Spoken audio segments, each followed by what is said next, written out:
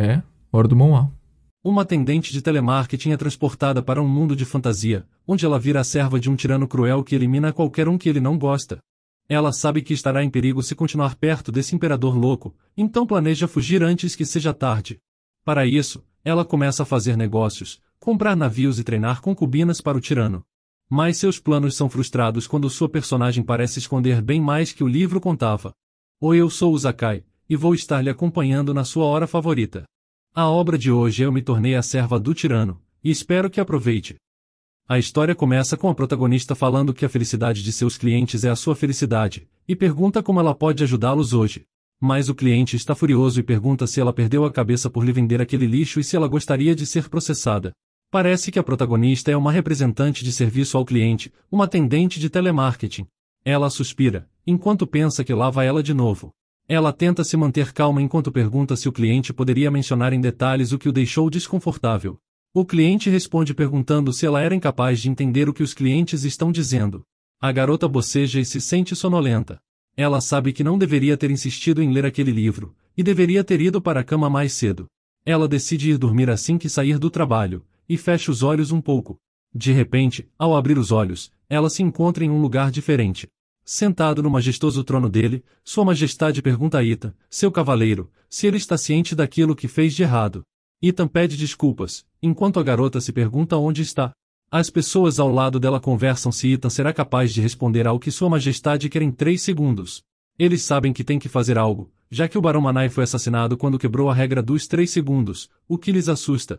Alguns questionam se não tem ninguém que possa deter Sua Majestade, mas o outro pergunta como alguém poderia detê-lo, já que qualquer um que vá até lá perderá sua vida instantaneamente. Uma pessoa ao lado deles diz para baixarem a voz, ou então Sua Majestade pode ouvir. Sua Majestade, com uma adaga nas mãos, aponta para Ethan e a lança em sua direção, o que fere levemente o pescoço do cavaleiro. Sua Majestade diz que agora ele tem apenas 3 adagas restantes, enquanto Ethan treme e responde que estava errado porque, enquanto Sua Majestade estava jogando um jogo de apostas, ele ousou ficar no seu caminho. Outra adaga é lançada contra ele, e as pessoas se perguntam por que Ethan faria isso, pois se sua vida fosse preciosa, ele deveria ter ficado quieto. Ethan treme de medo, e nossa protagonista acha essa situação familiar. Ela tenta pensar sobre isso, quando Sua Majestade olha para ela, e menciona que ela deveria dizer o que ele fez de errado. Ela se assusta e tenta pensar rápido. Apostas, adagas, dinheiro e um cavaleiro chamado Ethan. Ela se lembra que esse é o enredo da história que leu na noite anterior. Ela não pode acreditar, enquanto se pergunta se está mesmo dentro daquele romance. Em sua vida, onde as emoções já estavam abatidas pelas duras palavras de gratidão de inúmeros clientes, os romances eram a única alegria em sua vida. No entanto, tinha uma história que era difícil demais para ela, que era justamente o romance em que ela entrou. Essa história é sobre uma princesa de um país fraco que é tomada como concubina do protagonista, o imperador do império. A situação em si era típica de um romance. O clímax desse romance é que uma rebelião eclode, e o palácio do império desaba, com a protagonista tirando sua vida na frente do protagonista. Ela termina em um tom triste, pelo choque da protagonista feminina ter enlouquecido. Ela pensa que se é verdade que ela entrou no romance, então o homem à sua frente é o protagonista, Cardon Zio, o imperador do Império de Ronan. Ele tem cabelos negros e olhos vermelhos como a cor do sangue, com o nariz perfeito e o queixo parecendo ter sido esculpido com muito cuidado. A aparência do imperador, descrita no romance, era como uma escultura criada por um artista, mas quando se trata de sua personalidade, ele é um tirano que limpa todos os leais a ele que se entregam ao prazer de lhe dar conselhos. Ele também é um mulherengo, não sendo tão bonito quanto parece. Até ela o criticou quando leu o romance por ser apenas um lixo bonito. Então ela volta a si quando ele menciona que é impossível, e pergunta se ela não está pensando em mais nada agora. Ela treme de medo, se perguntando o que diabos deveria dizer. Tem apenas uma única coisa que ela sabe agora: se o tirano não obtiver a resposta que deseja, ela pode morrer ali mesmo. Com uma expressão calma, ela menciona que Sua Majestade está absolutamente certa. Ela pensa nos clientes que insistem que não estão errados, mesmo quando fica claro que estão.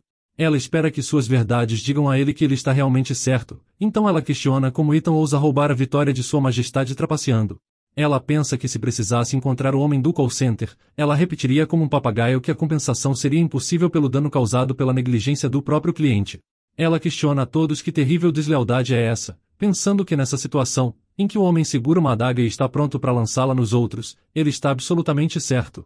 Sua Majestade a encara, e então menciona um ok, achando que ela é a única que entende seu coração. Enquanto ele lança outra adaga, ele pergunta a ela se isso significa que o castigo de Ethan deve ser surdez. Ela se surpreende ao perceber que ele é bem diferente das pessoas com as quais lida todos os dias, e sabe que uma palavra dela pode realmente fazer com que aquele cavaleiro morra. Ela diz para si mesma pensar com calma, já que ela também tem que viver, escolhendo a resposta certa para que os dois possam sobreviver. Ela responde que o que Ethan fez foi claramente um crime grave, mas antes que Sua Majestade execute a sentença, como será que podem fazer ele experimentar uma dor tão grande quanto a que ele causou? Ela menciona que Ethan ousou roubar a vitória de Sua Majestade injustamente, então deve ser rebaixado de capitão da guarda para o guarda mais baixo. Ela menciona como perder a posição de guarda real, que ele trabalhou duro para alcançar durante toda a sua vida, seria uma dor pior que a morte. Sua Majestade menciona que isso lhe soa bem, e decide fazer assim. Ela se curva, pensando que finalmente conseguiu passar pela situação com segurança. Sua Majestade menciona que se sente desconfortável vendo sangue pela manhã, fazendo o assistente perguntar se deve preparar os dançarinos dos territórios do sul. Cardon suspira com desapontamento, e rejeita a ideia. O assistente pergunta se Sua Majestade deseja chamar um massagista para aliviar sua fadiga, mas Sua Majestade também não gosta disso. O assistente se desculpa e menciona que além desses dois, não há ninguém que ele possa chamar no momento. Mas Cardon sorri, enquanto pergunta se já não está bem diante dele, com ele olhando para a garota. Ela está confusa antes de pensar que não sabe de quem é que ele está falando, mas já tem um pressentimento ruim. Quando todos voltam seus olhares para ela, ela para e se pergunta se aquilo é possível. Sua Majestade chama seu nome, Irina, Duquesa de Valois, e sorri ao mencionar que é dela de quem ele está falando. Irina fica perplexa, se perguntando de novo o que ele acabou de dizer. Ela sabe muito bem que no momento em que se envolver com esse lixo, ela será a próxima a ser esfaqueada. Ela responde que será uma grande honra se puder atender às expectativas dele, mas ao mesmo tempo, ela não tem certeza se conseguirá corresponder a essas expectativas. Ele fica em silêncio por um momento, antes de dizer a ela que não precisa ficar tão nervosa. Ele diz que deseja encerrar a reunião de hoje por aqui, e quando ela sai da sala, ela suspira pensando em como sobreviveu, e o quanto está orgulhosa de si mesma. Ela menciona que é muito cruel possuir o corpo de alguém durante uma reunião, já que de acordo com os romances, todo mundo acordava na cama. Enquanto caminha, ela tem certeza de ter ouvido o nome da Duquesa de Valois. Ela parece pergunta se essa poderia ser a pessoa que ela possuiu. Então ela olha seu reflexo, e percebe que é de fato ela mesma, Irina Valois. Embora seu papel como antagonista não tenha aparecido muito, a garota se lembra claramente da forma como ela agradava o imperador mesmo quando criticada, porque sentia que se identificava com ela, que tinha que rir mesmo ouvindo coisas de que não gostava. Embora pareça impressionante, por ordem do tirano, ela tem que fazer tudo o que ele pede apenas para evitar ser abandonada, mas mesmo assim ela foi uma personagem infeliz que foi imediatamente condenada à execução. A garota grita e diz que não quer estar aqui. Ela está decepcionada com sua sorte por encarnar como personagem secundário prestes a ser sentenciada. Ela treme enquanto percebe que não pode morrer assim. Enquanto pensa, ela entende que no romance, a Duquesa de Valois e o Imperador eram superior e subordinado com pouco contato entre si. Ela se pergunta por que ele disse mais cedo que era ela, e se pergunta se tem alguma história oculta da qual ela não tem conhecimento. Mas ela percebe que não tem muita informação, então sabe que antes de tudo, precisa ver com seus próprios olhos como é o mundo. Enquanto corre para fora, ela passeia pelo jardim e percebeu o quanto é agradável. Ela se pergunta se esse realmente é o mundo onde o romance se passa. Ela então nota uma pessoa, e ele a vê e se curva para cumprimentá-la. Ela nota que é Ethan, percebendo que ele está sem uniforme de guarda. Embora fosse inevitável, ela se sentia desconfortável. Ethan agradece a ela, afinal se não fosse pela duquesa, ele teria perdido a vida nas mãos de Sua Majestade. Ele também sorri ao mencionar que recebeu um grande favor da duquesa. Então ela fica surpresa, pensando em como a posição a qual ele dedicou toda a sua vida foi injustamente tirada, mas em vez de se sentir ressentido, ele está realmente grato. Ela nota como o tirano mata as pessoas apenas por não gostar delas. Ela observa sua ferida, antes de mencionar que se ele precisar de sua ajuda no futuro, pode procurá-la a qualquer momento. Ele agradece antes de partir, e ela se diz que não importa como ela olhe, ela está confiante de que o encontrará de novo no futuro. Ela ouve passos atrás de si e se vira para ver uma criada. A criada lhe diz como ela desapareceu de repente, então ela continuou procurando por ela por muito tempo. Irina se pergunta se era realmente necessário. A criada a pede para acompanhá-la, pois ela pediu que a criada preparasse um traje para a refeição da tarde. Irina fica surpresa ao questionar isso, e a criada menciona que é para a refeição que ela terá com Sua Majestade e sua esposa à tarde, perguntando se ela não se lembra de pedir a ela para preparar roupas adequadas. Irina pensa consigo mesma como ela era uma funcionária de telemarketing até algumas horas atrás, e agora tem um jantar diplomático, e com um tirano ainda por cima. A criada pergunta se tem algum problema, mas ela responde que não há problema algum, e está bem, mesmo que internamente esteja gritando como isso é loucura. Ela sabe que esse não é o momento de ficar vagando pelo Palácio Imperial, já que o jantar diplomático se aproxima rapidamente. Ela então pergunta à criada quando será a festa. A criada responde que ainda falta cerca de meio-dia, e como tinha mencionado, ela preparou uma jaqueta e calças no seu escritório. Ela pede à criada para guiá-la ao escritório, já que ainda falta cerca de meio-dia.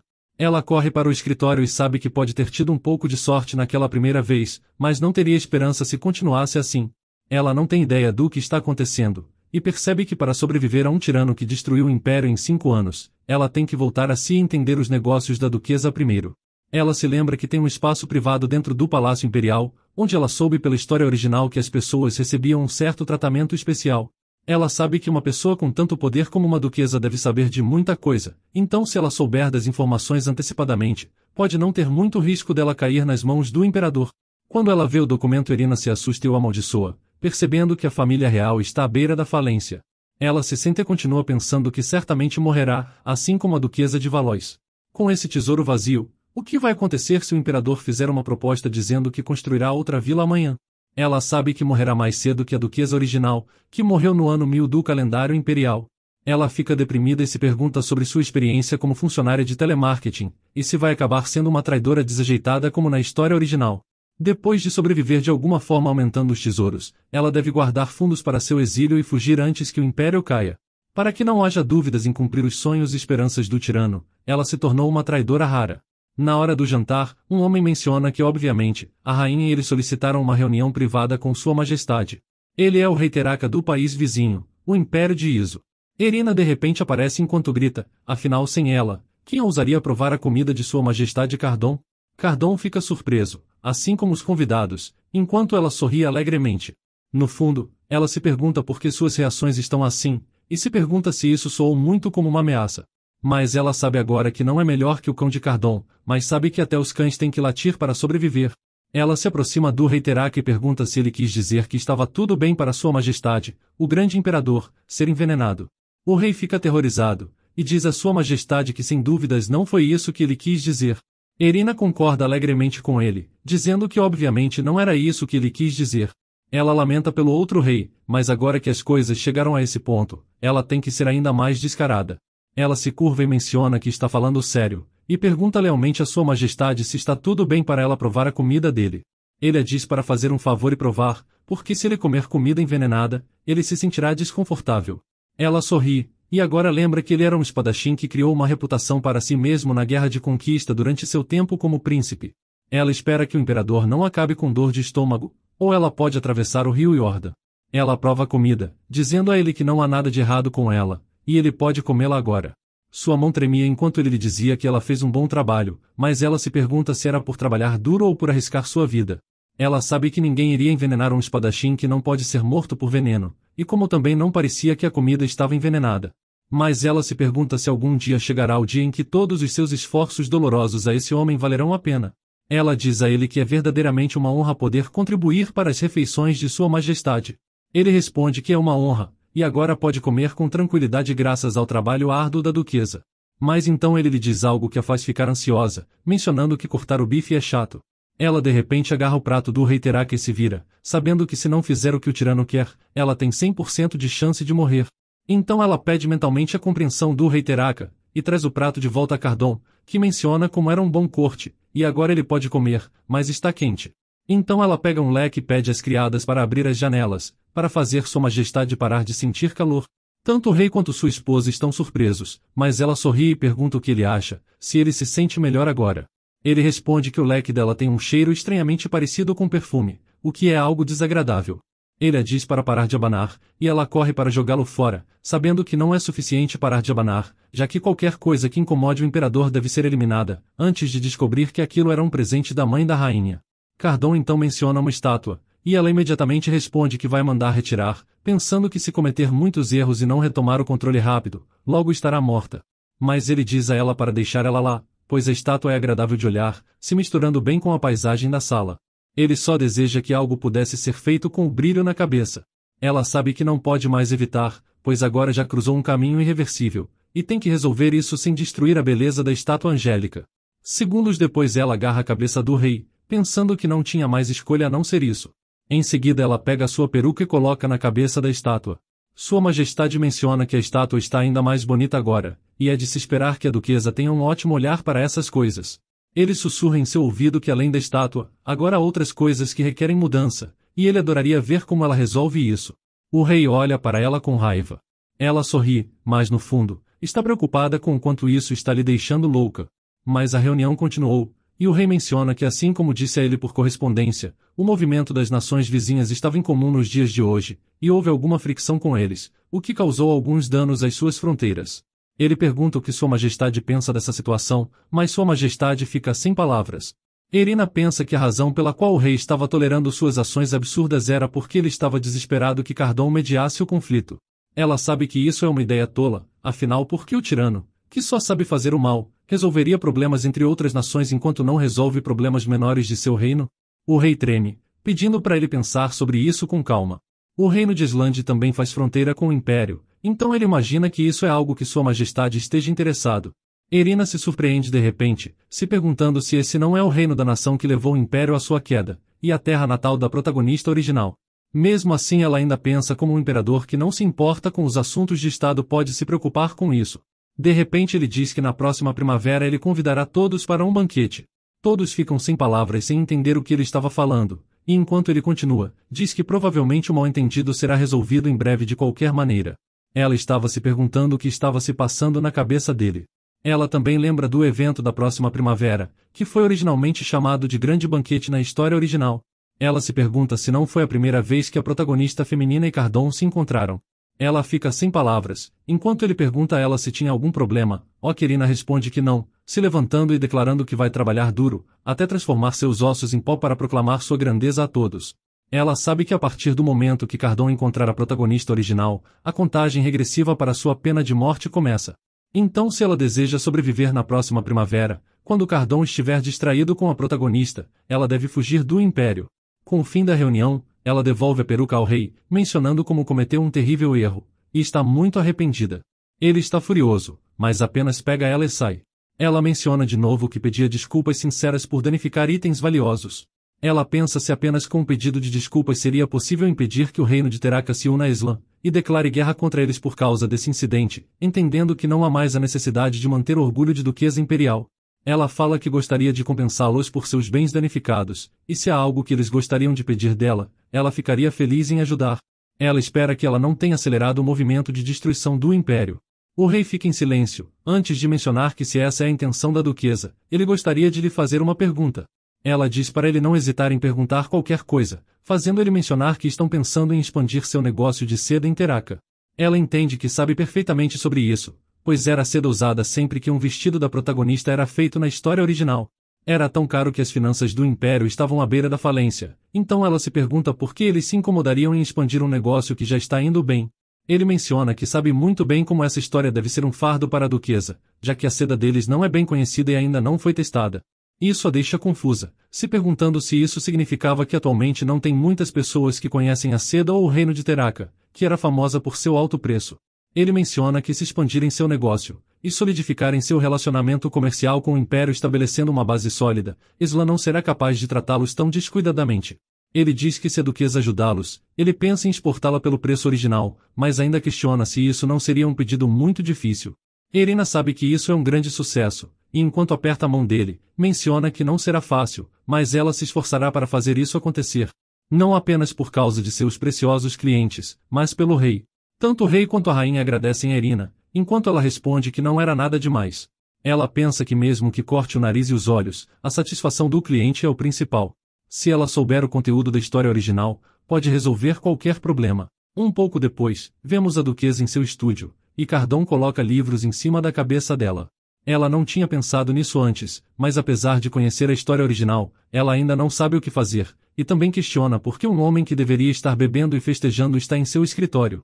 Ela menciona como ele até bagunçou os documentos que ela tinha organizado depois de ficar acordada a noite toda. Ela diz a ele que seus elogios eram demais para ela, mas ele acaba perguntando que tipo de mudança de ideia ela teve para que o Sr. Ethan fosse libertado. Afinal, quem desejou que Ethan fosse morto, foi a própria duquesa.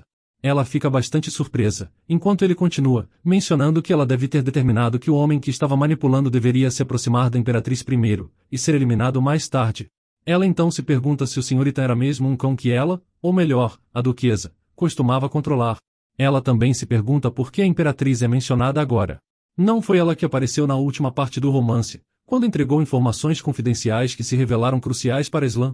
Ela se pergunta se aquilo é completamente diferente da história original. Ele olha para ela, e ela percebe que pediu a ele para encontrar uma desculpa para lidar com isso adequadamente. Então, caso ele acabasse perdendo no jogo ou algo do tipo, ela o libertaria novamente. Sua Majestade menciona que o julgamento dela provavelmente está correto como sempre, mas ele se inclina e toca seu rosto, enquanto pergunta se a duquesa também não deveria pensar nele correndo de um lado para o outro para cumprir o pedido dela. Ele menciona que não é como se ele estivesse brincando com as pessoas, afinal, quanto mais ele olha para ela, mais desagradável ele acha. Ele diz a ela para pelo menos estabelecer um contrato até onde for possível, mas ela percebe que isso é algo que nem aparece no original, então não sabe o que fazer. Essa é claramente uma informação importante, mas agora, aquela expressão de desprezo em direção a ela deixava sua mente em branco. Ela sabe que nesse caso, aquilo será o melhor que ela pode fazer agora. Ela pede desculpas por perturbar Sua Alteza, e menciona que vai se livrar daquilo que o aflige. Em seguida ela vai para cima da janela, pronta para se livrar daquilo que o aflige. No fundo, ela pensa que tem uma grama macia lá embaixo, então sabe mesmo que pule ela não morrerá. Podendo apenas se machucar, ela pula, pensando que isso será o bastante para corresponder às expectativas do tirano. Mas Sua Majestade a agarra, e diz para ela ser moderada antes de sacrificar tudo, incluindo o contrato e o resto, pedindo para ela não quebrar os termos. Pouco depois, Cardon saiu do escritório, e agora ela está sozinha no estúdio. Ela decide dar uma olhada no documento que estava vendo antes. Ela sabe que, pelas palavras de Cardon, a duquesa de Valois e o imperador tinham algum tipo de pacto. Ela também tinha o poder de transformar o guarda em seu cão, e pelo que entendeu, os dois também estavam mantendo a imperatriz sob controle. Mas ela nem mesmo conhece os termos desse pacto, e se quebrar qualquer termo, ela encontraria uma nova maneira de ser executada. Com base nisso, ela foi capaz de aprender mais sobre a duquesa de Valois. Suas cartas às famílias nobres eram todos acordos secretos, e as leis que foram alteradas depois que ela se tornou duquesa eram apenas para seu próprio benefício. Os relatórios que Ita entregou não eram nada mais que documentos detalhados de cada movimento do imperador. Agora ela sabe exatamente por que Cardon olhou para ela daquele jeito. Agora ela entende que o verdadeiro tirano não é Cardon, mas ela, a duquesa de Valois. Ela nota coisas suspeitas no escritório, tendo certeza do poder oculto da duquesa. Um deles é livro intitulado Instruções para Alimentar Pássaros, escondido entre outros materiais de trabalho. Um retrato também foi encontrado no livro de ervas venenosas sob o fundo falso de uma gaveta. Ela pensou que isso poderia ter algo a ver com o contrato, mas olhando para a pintura, ela nota como aquela pessoa lhe parece familiar. Para ela era tudo estranho, mas de alguma forma ela sente nostalgia. Era como se essa pessoa estivesse próxima a ela, mas ao mesmo tempo ela parecia ressentida. Enquanto Reco se pergunta quem diabos ela é, a criada menciona que trouxe sua comida, e a coloca na mesa. Irina acha algo estranho, e nota como tudo está montado exatamente como diz as instruções para alimentar pássaros. Ela pensa que é algo que tem que ser seguido rigorosamente, e se pergunta se deve tentar. No livro, é assim que as rações são distribuídas: 3 dos 4 pássaros recebem um aperitivo, um prato principal e uma sobremesa a cada, enquanto o quarto é deixado para morrer de fome. Ela menciona com pena que da próxima vez dará comida para Nana, e se desculpa. Ela lhe dá um pouco de comida, mas quando ela olha mais de perto, percebe que Nana está desmaiada. Ela tira o pássaro da gaiola, não podendo acreditar que um deles vomitou sangue e desmaiou assim que comeu. Ela se pergunta por que a duquesa estava alimentando os pássaros assim, imaginando que talvez fosse para detectar veneno. Os sintomas de vomitar sangue e o cheiro adocicado da salada também são a mesma coisa que ela fez no livro sobre ervas venenosas. Mas embora o livro tivesse descrições detalhadas de ervas venenosas, ele não dizia nada sobre um antídoto, então ela se pergunta o que deve fazer. O principal sintoma é vomitar sangue após sua ingestão, e apenas 4 folhas serão o suficiente para tornar qualquer um que as use completamente sem vida, por isso é aconselhável evitar comer em dias consecutivos. O único conselho que encontrou foi comer essas ervas venenosas em pequenas doses, para criar uma tolerância ao veneno. Agora ela sabe o que a duquesa estava fazendo, ela estava tentando aumentar sua resistência ao veneno, mas ela não tinha ideia que se usava um método tão cruel. Seus olhos se enchem de preocupação ao perceber que não tem mais como ela ajudar Nana. Ela decide enterrá-la em um lugar ensolarado, e pensa que é tarde demais para salvar o pássaro morto, mas ela não pode deixar que eles continuem morrendo. Ao mesmo tempo, ela não tem outra escolha a não ser seguir o método de imunização da duquesa. Ela se pergunta por que aquilo era necessário, e quem que estava tentando envenená-la, o imperador que está enojado com a duquesa, ou os principais rivais da duquesa no império, como a imperatriz.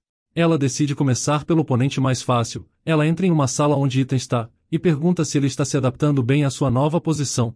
Ela pensa que ele quase morreu nas mãos da duquesa, então poderia ter enviado o veneno em retaliação. Ela percebe que ele parece não ter ideia do porquê ela está lá. Ele responde que sim, está se adaptando bem. Ela menciona que é melhor do que a guilhotina, certo? Ela pensa que se isso é atuação, então ele tem a coragem de um ator vencedor do Oscar. Ele fica em silêncio por um momento antes de se curvar e agradecê-la. Ela pensa que ele não parece saber de nada, uma pessoa que estava disposta a morrer. Foi ele quem tentou se aliar com a imperatriz, e ela não consegue entendê-lo. Ela diz a ele que ele passou por muita coisa recentemente, então ela tem algo para ele. Ele ainda não se recuperou de seus ferimentos, então ela por que não cuida bem de si mesmo? Ela tem algo saboroso e saudável, uma salada. Irina se pergunta o que ele achava que era, enquanto ele se sente culpado agora. De repente ele pega a salada, mencionando que pensou que ela iria abandoná-lo depois que a imperatriz revelou que ele trabalhava para ela, mas na verdade ela o salvou do imperador, e agora até está cuidando da saúde dele com aquilo. Ele está tão grato que promete nunca mais cometer um erro assim, enquanto seus olhos se enchem de lágrimas. Ela sabe que seu grande erro foi apenas um deslize na hora de falar, e pensa em por que a duquesa tentou matar seu homem de confiança por algo tão simples como isso. Então, ele decide experimentar a salada que a duquesa preparou para ele. Ele agradece pela comida e come, enquanto ela fica surpresa e se pergunta como ele pode comer aquilo de repente. Ela fica ansiosa, e ele começa a tossir. Ela tenta agir calmamente, e diz que o que ela quis dizer é que foi arrancado rudemente de um jardim próximo, então deveria lavar um pouco. Ele se desculpa, dizendo a ela que estava tão feliz que se apressou em comer. Ele para de tossir e diz a ela que agora está bem. Ela fica em silêncio enquanto pensa que qualquer um que tentasse envenená-la não poderia comer uma comida que ela trouxe tão calmamente, e agora entende que ele não é o criminoso. Depois de um tempo, ela pensa quem fez algo e o deu para ela. Já que não foi Ethan, quem seria? Ela imagina que talvez Cardon tenha planejado isso. Ela decide não tirar conclusões precipitadas. A verdade é que a duquesa de Valois não se dá bem apenas com o imperador, já que há muitos outros opositores políticos além dele. Ela se sentia prestes a desmaiar enquanto se apoiava na parede. Ela pensou que estaria tudo bem, então comeu um pouco mais que o recomendado, mas é isso. Os sintomas incluem vomitar sangue imediatamente depois da ingestão. Ela sabe que não pode desmaiar assim, afinal, ela está em um lugar cheio de pessoas que querem matá-la, mas parece que agora era inevitável. De repente, Cardon aparece enquanto ele agarra, e ela se pergunta por que ele está aqui. Ela começa a tremer ao perceber que se ele quiser matá-la, agora seria o momento perfeito, e ainda por cima não há ninguém por perto. Ela também nota um corvo em uma árvore, percebendo que definitivamente era um sinal de mau agouro. Ele a pega em seus braços enquanto ela lhe diz para colocá-la no chão, pois ela pode andar sozinha. Mas ele diz para ela ficar quieta, e ela acha que se ela se mexer, ela morrerá, então ela se desculpa com sua majestade. Depois de um tempo, ela volta a si e acorda. Ele menciona que ela recuperou a consciência mais rápido que ele pensava. Ela percebe que está em seu escritório, e diz a ele que não tinha necessidade, mas ele a interrompe, perguntando se não havia necessidade de trazê-la para lá. Ele diz que é difícil falar isso quando ela nem mesmo consegue cuidar de si mesma adequadamente. Então ele dá uma mordida na salada, a deixando chocada. Ela se pergunta por que ele está comendo aquilo, já que aquela quantidade é perigosa até mesmo para o mestre da espada. Então ele joga seu garfo pro lado, mencionando que a salada tem um gosto barato. Cardon se inclina em direção a ela, e pergunta por que ela não para de fazer coisas inúteis. Irina se pergunta o que isso significa, e se pelo seu tom ele queria dizer para ela ficar quieta, ou se ela deve morrer obedientemente e não fazer nada inútil. Ela fica completamente apavorada por não saber o que ele está pensando. Mais tarde, vemos Cardon caminhando do lado de fora, quando um corvo pousa em seu braço. Ele diz ao corvo que ele está fazendo uma boa vigilância. O corvo faz alguns barulhos, e Cardon diz para ele parar de insistir, pois ele entende. Depois a ave entrega a ele uma mensagem, e se afasta. Lendo a carta, ele percebe que a imperatriz convidou a duquesa para o palácio. Ele diz ao corvo para observar cuidadosamente se a duquesa aceita o convite ou não. Ele se pergunta que tipo de pessoa ela era no passado, entendendo que agora tem um novo inimigo que deve ser derrotado. No dia seguinte, Irina agradece à rainha viúva pelo convite. A rainha menciona como está feliz por ela ter vindo, dizendo que faz muito tempo desde que ela chegou ao palácio, então é bom conhecê-la. Irina então pensa na pessoa à sua frente, a imperatriz do império, Amélia Slan. No original, ela não é a mãe biológica de Cardon, e era uma personagem sem presença, aparecendo apenas uma vez, quando entregou segredos do Império ao seu país natal, Islã. De acordo com o original, a Imperatriz não seria uma pessoa que machucaria alguém, mas Irina também sabe que não pode sempre confiar no original, principalmente quando tentaram envenená-la. Então, ela supõe que deve fazer seu próprio plano também. A rainha diz mais uma vez que era um prazer conhecer Irina. Ela pensa no cumprimento apropriado do povo de Islã, que é apertar as mãos exceto pelo polegar, o que apareceu várias vezes no romance. E é assim que a protagonista foi arrastada para os braços do imperador. Ela nunca pensou que veria esse aperto de mãos na vida real, e ainda não consegue acreditar que está realmente possuída. A rainha menciona como sabia que ela viria, e até preparou um chá especial para Irina. Enquanto isso, ela se pergunta se a rainha não tem intenção de envenená-la na hora do chá, quando estão sozinhas. Ela diz à rainha que o chá cheira muito bem e se arrepende de não ter vindo mais cedo. A rainha fica animada antes de se desculpar e mencionar que é muito tola. A rainha pensou que como Irina estava tão ocupada, ela recusaria seu convite, se sentindo muito decepcionada. Irina então lembra de que tinha um registro da imperatriz enviando um convite para a duquesa toda semana. De repente a criada informa a rainha sobre algo, enquanto Irina observa e se pergunta se ela realmente quer se aproximar da duquesa. Ela sabe que não pode ter certeza disso, mas terá que verificar. Ela diz à rainha que não queria vir de mãos vazias, por isso trouxe um presente para ela.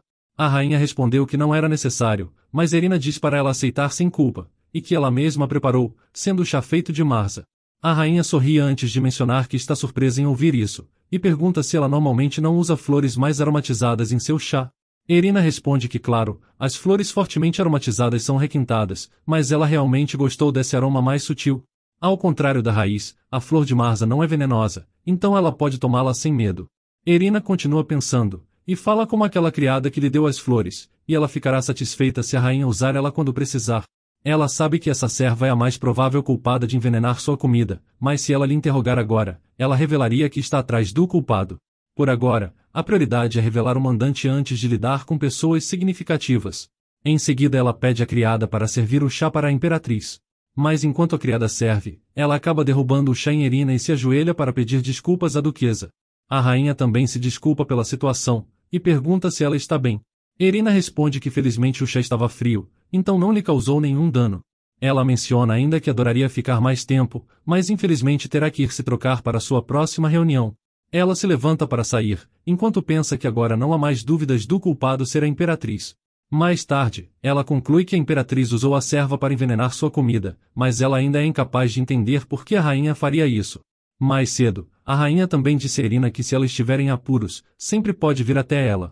Ela sorriu, mencionando como ela sabe bem que é melhor não confiar demais no imperador. A garota também gostaria de saber por que a duquesa de Valois era tão oposta à imperatriz, já que não há registro disso no livro ou em seu estúdio. De qualquer forma, ela ainda prefere ser envenenada antes que eles a executem por embolsar o tesouro. Pelo menos agora ela sabe quem está por trás disso, e daqui em diante, ela decide ficar de olho na imperatriz. Depois de um tempo, ela se vira ao se perguntar o que diabos está acontecendo aqui. Ela vê Cardon com uma criada durante a noite, enquanto Cardon toca o rosto da criada. Irina nota que ela é a serva da imperatriz que derramou o chá nela, se perguntando por que ela está com Cardon a essa hora da noite. Irina não tem ideia do que está acontecendo, mas agora que pensa nisso, ela percebe que as duas mulheres, tanto a do retrato quanto a protagonista, tinham cabelos castanhos claros. Ela lembra o que a imperatriz disse, para não confiar demais no imperador. Ela se pergunta se significa que Cardon que está por trás de tudo. Ela não consegue acreditar nisso, e percebe que tem que fugir do palácio imediatamente.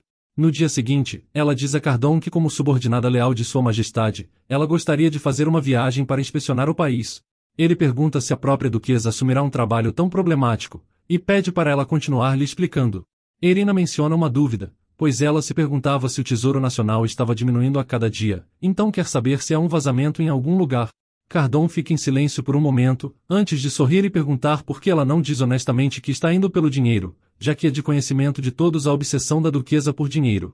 Ela responde que não pode igualar a sabedoria de Sua Majestade, mas questiona a si mesma se o Tesouro Nacional é seu dinheiro.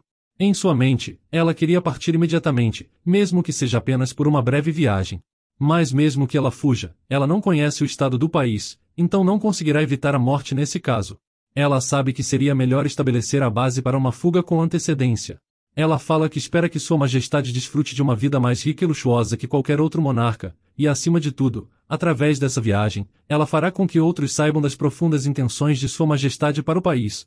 Ela gostaria de divulgar Sua Majestade como um guerreiro sagrado, que será lembrado para sempre na história. O rosto de Cardon fica sério, e ele repete assustadoramente a parte do guerreiro sagrado. Ela então olha para frente e percebe que a atmosfera de repente mudou. Ela entende que cometeu um erro, já que ele pensou que ela estava zombando dele. Ela sabe que precisa resolver o mal-entendido antes que os sentimentos dele sejam mais feridos. Ela menciona que Sua Majestade ainda é um grande guerreiro sagrado, mas ela quer garantir que o nome de Sua Majestade seja amplamente conhecido. Então, Cardon se levanta de sua cadeira e levanta o queixo dela. Ele diz a ela que ela pode fazer o que quiser, mencionando que ela é sempre assim. Depois de um tempo, ela entra na carruagem enquanto Sua Majestade a observa da janela. Ele pensa sobre a noite passada, quando ouviu um barulho. Ele questionou a criada se ela se livraria da duquesa de Valois. A criada respondeu que ele está ciente de seu coração, e ela pode fazer qualquer coisa por Sua Majestade. Ele respondeu como aquilo é engraçado, e perguntou se ela queria mesmo ganhar seu coração com apenas alguns pedaços de grama. Então ele disse à criada para dizer isso à imperatriz: a vida da duquesa é dele. Agora, ele envia seu corvo para descobrir o que diabos a duquesa está tramando. O corvo aparece enquanto Irina chega na terra dos deuses. Um homem ao lado dela informa ansiosamente que esse é um campo de sabugueiro, e ali é o campo de groselha.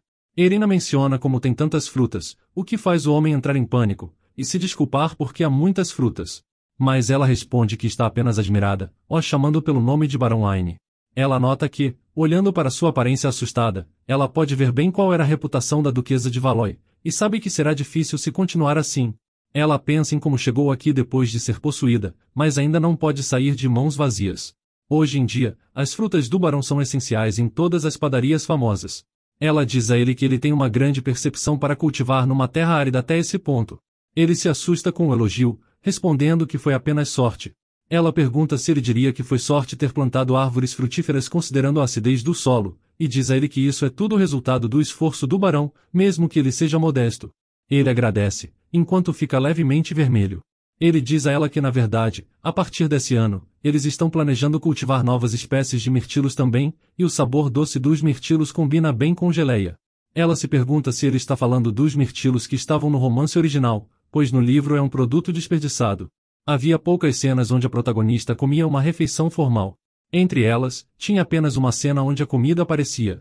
Ela então pensa em uma cena, onde Cardon soube que devido a uma má colheita, não há mirtilos para sua mulher comer. Assustada, ela percebe que esse é o local de produção de mirtilo onde o senhor foi executado. Ela olha de novo para Aines, enquanto ele pergunta se ela gostaria de algumas frutas. Ela percebe que ele parece uma pessoa simples que só conhece frutas, mas também acabou como alguém que também tomou o caminho da execução. Eles estão no mesmo barco, então ela se aproxima dele e coloca a mão em seu ombro. Ela chama seu nome e pergunta se ele irá ao continente sul encontrar as mudas de mirtilo, aconselhando a ele não voltar rapidamente, devendo descansar bem. Ele menciona sim, perguntando por que do questionamento. Ela sabe que se ele voltar, ele será executado, então diz que também está planejando fazer uma viagem no próximo ano, e pergunta se ele gostaria de ir com ela. Ele menciona se era uma proposta para viajar com a duquesa, o que ela confirma. Observando isso, o corvo parte para informar Cardon. Ele abre a janela, mencionando como o corvo voltou bem rápido. O corvo faz alguns sinais no mapa, e Cardon questiona se o barão e a duquesa estão juntos. Ele comenta que o enviou para verificar a situação, não para lhe informar rumores. Ele acha bem inesperado que ela esteja pensando em viajar agora, e se pergunta se ela está pensando em fugir por amor ao barão. Ele percebe que há limites ao mandar um corvo fazer a investigação, e então veste seu capuz, declarando que ainda há um contrato que deve ser mantido. Um novo dia começa e o barão deseja bom dia a Irina, perguntando se ela conseguiu descansar bem. Ela responde que a estadia é confortável, e agradece a ele pela ajuda. Mas na verdade ela está mentindo, porque não conseguiu dormir bem na noite passada. Enquanto olhava para os livros de contabilidade, ela percebe que aquele é um livro de contabilidade transparente, sem nenhum vestígio de evasão fiscal, se perguntando se aquilo é mesmo real. Por outro lado, ela pensa que ele provavelmente não dormiu bem, apesar de parecer bem. Ela se pergunta como ele consegue manter o livro de contabilidade em segredo sem dizer nada, sabendo que mesmo para um barão, não deve ter sido uma tarefa fácil. Ethan se vira para olhar para ela, e seus olhares se encontram. Ela desvia o olhar imediatamente, envergonhada e tentando se lembrar que sua vida está em jogo. Ela então percebe que estava sentindo um cheiro estranho por um tempo. O barão se desculpa, mencionando que a qualidade da água em sua fazenda tem sido ruim recentemente. Ela pergunta como o rio ficou assim, e ele responde que é porque as águas residuais continuam fluindo da propriedade do Marquês de Sherrington para o rio. Mas ele diz a ela que não é um grande problema, então está tudo bem, mesmo que as árvores de frutas perto do rio estejam ruins. Ela se assusta e agarra as mãos dele, mencionando que isso não pode estar certo, afinal são as árvores preciosas do barão. Anne fica com os olhos cheios de lágrimas, antes dela garantir a ele para não se preocupar, já que pelo visto ele se esqueceu que ela é a grande duquesa do império. Ela diz a ele que trará de volta suas preciosas árvores de frutas, e eles continuam a conversar enquanto Cardon se esconde em uma árvore e os observa. O corvo continua a falar enquanto Cardon diz que cometeu um erro, pois não é amor nem afeto, mas está mais como olhar para um animal de estimação. Se a duquesa estivesse apaixonada, esse afeto não seria tão paternal. De qualquer forma, ele vai se certificar de fazer dela uma santa. Depois de um tempo, enquanto eles estão jantando juntos, ela agradece a Marquês Sherrington por lhe proporcionar um ótimo jantar. Ele responde dizendo a ela para beber até ficar satisfeita. Ao mesmo tempo, ela pensa que tem muitos tipos de pratos, mas os pratos de bife são os mais repetitivos, e o aroma do vinho não é agradável. Ela percebe que tudo o que ele veste é muito caro, e também parece que o livro de contabilidade está totalmente desordenado. Então ela coloca seu copo de vinho e decide jogar a isca. Ela pergunta se a fazenda dele está indo bem ultimamente. Ele diz para ela não falar sobre isso, já que por causa de repetidas colheitas ruins, é difícil coletar impostos dos residentes do território. Ela age surpresa, mencionando como o Barão Aine está indo muito bem em suas colheitas, perguntando a ele se não era estranho. O Marquês pergunta se ela falava daquele pequeno território. Ela responde que sim, mencionando que as árvores frutíferas crescem muito bem perto do rio. Falando nisso, ela pergunta se ele tem alguma intenção em monopolizar o negócio de frutas vermelhas. Ela se refere às frutas dos arbustos, que são de raiz curta e por isso requerem um grande suprimento de água, e questiona de onde o barão conseguiria toda aquela água. O Marquês fica furioso, e pergunta se ele roubou água do rio dele. Ele o chama de rato ladrão, o que faz Irina se perguntar se o Marquês realmente pensa que é dono do rio. Irina diz a ele que já que o negócio de frutas foi bem sucedido devido à água do rio do Marquês, os lucros deveriam ser dele, e que ele deveria reivindicar seus direitos agora. O Marquês fala que ela está certa, e irá descobrir isso agora mesmo. Ela diz a ele que tem uma boa ideia, que é construir uma barragem. Assim, o barão não poderia mais cultivar frutas, e o Marquês conseguiria fazer seu negócio de frutas ser um sucesso com a barragem. O Marquês gosta da ideia, e menciona que a sabedoria dela não tem limites. Mas ela logo o aconselha a pensar bem, pois o custo de construir uma barragem é bastante alto. Ela pergunta quantos anos de fome ele acha que o marquesado pode suportar para conseguir algo assim. O Marquês fica em silêncio enquanto ela pensa que agora é a hora, e continua, mencionando como a prosperidade do marquesado é como a glória do império. A família imperial poderia financiá-lo a baixos juros se ele lhe apresentasse alguns documentos. Ele pergunta que tipo de documentos, o que ela responde com uma declaração de imposto, uma lista dos ativos que ele possui, a declaração de fontes de financiamento, e declarações de várias transações. Ela diz a ele para trazer todas, pro nervosismo do homem. Ele fornece o documento a ela, que pergunta se esses são mesmo todos os documentos. Ele responde que como ela sabe, a situação de seus ativos não está muito boa nesse momento. De repente ela pergunta se ele não está tirando dinheiro do império, com ele dizendo que não sabe do que ela está falando. Então, Ethan fornece a ela o livro de contabilidade. O Marquês fica ansioso, enquanto se pergunta por que o livro de contabilidade que ele escondeu em seu cofre secreto está nas mãos dela.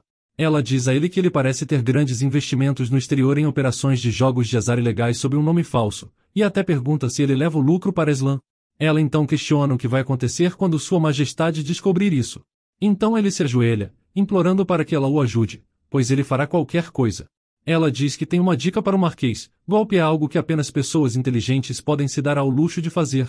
Ela diz a ele que emprestará o dinheiro para a construção, no entanto, os impostos atrasados terão que ser pagos, mas apenas metade, e em troca, ele também lhe dará todo o dinheiro que desviou para Eslan. Assim, ela agirá como se nada tivesse acontecido. Mais tarde, na carruagem, ela pensa sobre as finanças do Tesouro Nacional, desejando que as coisas estivessem indo tão bem. De repente, a carruagem começa a sacudir, e Irina se pergunta o que está acontecendo. Ela sai da carruagem e pergunta o que aconteceu. É mencionado a estrada parece ser um pouco complicada, então será difícil continuar dirigindo a carruagem. Ela pergunta o que mais eles podem fazer, e Ethan informa que eles também trouxeram um cavalo para ela montar. Ele escolheu um manso, então está convencido de que fará a jornada da duquesa mais simples. Ela fica sem palavras, pensando em como ela é uma pessoa moderna do século XXI, e que nunca montou um cavalo na vida. Ela pede ao outro cavaleiro que ele também diga algo, mas ele concorda com a ideia, já que a duquesa sempre gostou de montar a cavalo, e já faz um tempo desde a última vez que viram ela montando em um. Então, ela tenta subir, pensando que talvez as coisas acabem bem, enquanto se pergunta por que a sela é tão alta. Quando ela se senta, ela pensa em como seu corpo se move livremente e se pergunta se é por causa das memórias da duquesa Valois. Ela achou que não era tão ruim afinal, quando de repente o cavalo empina e corre rapidamente, causando pânico nos cavaleiros enquanto eles a chamam. Ela percebe que o comportamento desse cavalo é estranho, e percebe que não pode controlá-lo, e se pergunta se alguém deu algo pro cavalo. O cavalo continua correndo enquanto ela pensa no que deve fazer, se perguntando se vai mesmo morrer assim. Mas de repente, Cardon se aproxima em outro cavalo. Ela se pergunta quem ele é, já que não consegue ver seu rosto por causa do capuz. Ele acalma o cavalo, perguntando se ela está bem. Ele diz a ela que, não importa o quão assustada esteja, ela não deve soltar as rédeas. Ele diz que é perigoso, e agora ela deve descer primeiro. Ela desce, e menciona que graças a ele, ela sobreviveu, então deseja retribuir o favor. Ela pergunta qual era o nome dele, mas ele diz a ela que ela não precisa se preocupar com isso, já que foi apenas um acidente e ele viu que ela tinha um problema. Ele diz a ela que ela deve dar uma olhada mais de perto. Acontece que tinha um caco de vidro debaixo da sela e isso deve ter incomodado o cavalo, causando o acidente. Ela percebe que isso não pode ser um acidente, e definitivamente alguém estava tentando matá-la. Os cavaleiros a seguem e perguntam se ela está bem. Ela diz que graças à ajuda dessa pessoa, ela está segura. Ita menciona que tudo é culpa dele, e ele aceitará qualquer punição de bom grado. Ela diz que não tem palavras para dizer no momento, escondendo o pedaço de vidro deles. Ethan tira o casaco e a cobre com ele. Ele diz a ela que ela parece não estar se sentindo bem, e pergunta se ela gostaria que ele preparasse algo para ela. Ela fica em silêncio, antes de mencionar que já era o suficiente por hoje, e agora ela gostaria de descansar. Durante a noite, ela está em sua tenda enquanto se pergunta se esse pedaço de vidro foi cortado perfeitamente para ser encaixado na cela.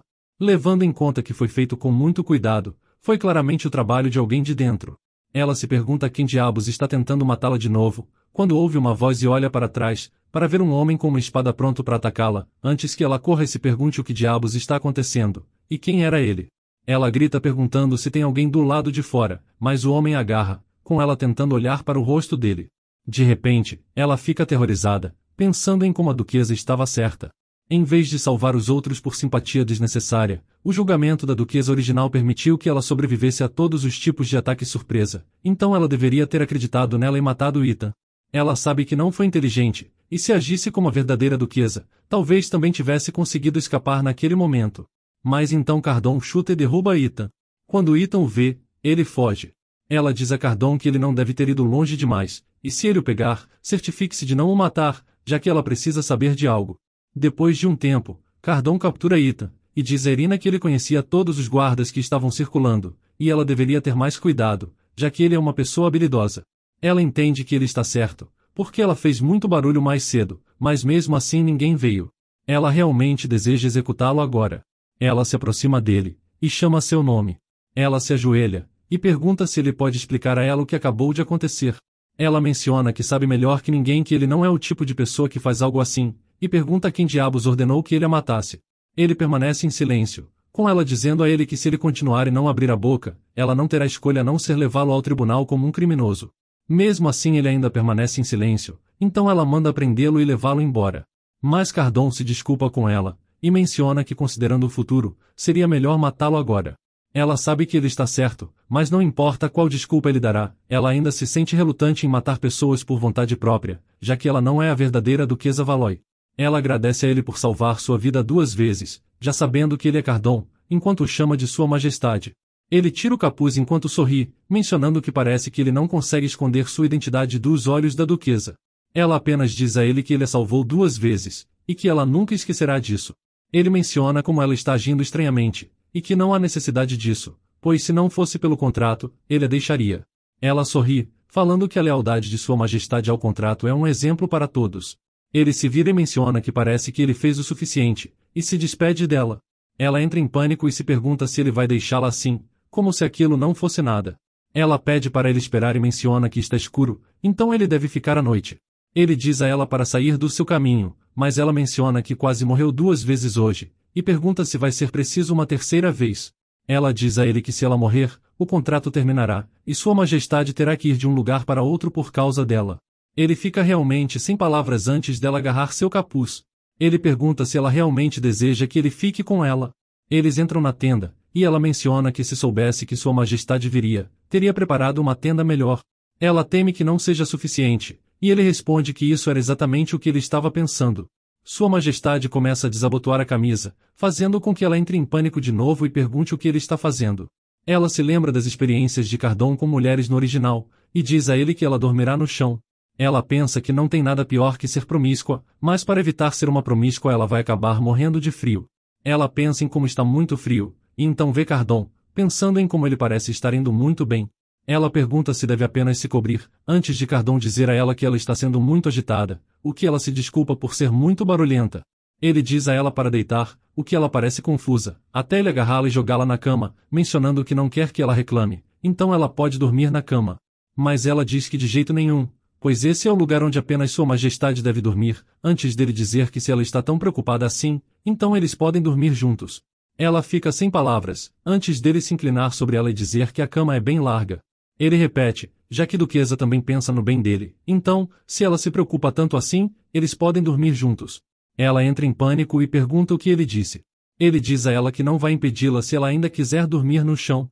Ela pensa de novo na situação, então pede sua licença por hoje. Os dois dormem na cama, enquanto ela pensa em como parece que cometeu um erro, já que não tem como ela conseguir dormir assim. Durante a noite, quando ele acorda, percebe Irina dormindo em seu braço, enquanto ela, ainda sonolenta, diz que gosta disso e que era quente. Ele se pergunta o que diabos ela está tramando.